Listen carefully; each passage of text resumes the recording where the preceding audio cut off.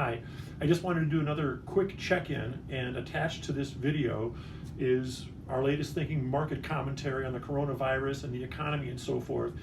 And by the way, a lot of times, I've been in the business over 30 years, over three decades, and a lot of times people ask me, how do you run a successful wealth management practice? And of course, there's a lot that goes into it. You've got to have a world-class team, you've got to have systems and processes, and a lot to it.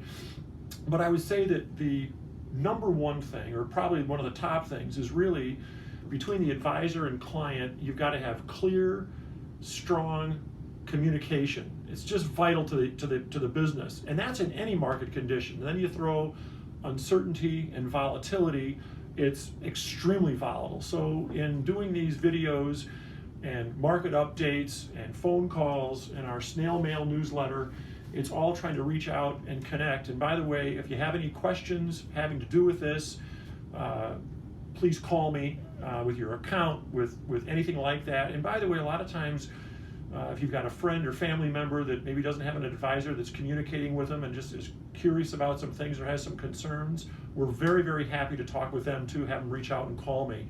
And I was visiting with my mom recently, and she was telling me, oh, David, I think there's a lot of positives that have been coming out of this whole thing.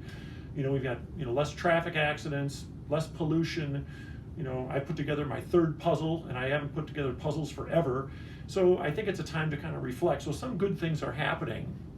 And I also wanted to talk with you about if it's a situation where you're losing your job and you need a letter of recommendation, or you can get your resume to me. I'm happy to give the resume to somebody or pass it around through all of my connections. Any way we can help you get through that, that's really what we want to do.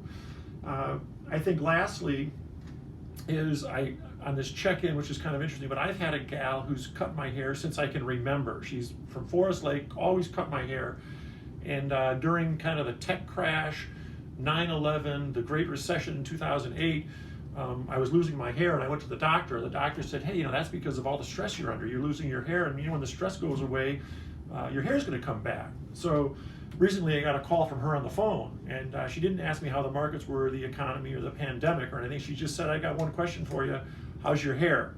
And I said, it's thick as ever. I can hardly wait till I can get a haircut. So my hair is thick, so I'm not really worried about things. But anyway, enjoy the market commentary. If you have any questions, call me, and we look forward to being in touch.